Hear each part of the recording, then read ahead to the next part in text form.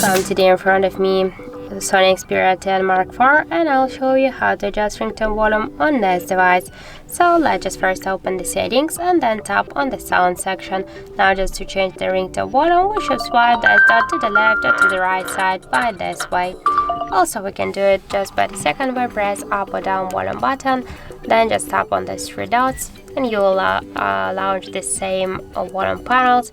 And by the same way, just by swipe to the left or to the right side this blue dot, you can also change ringtone volume, and then just to save the changes, click here to done, and that's it.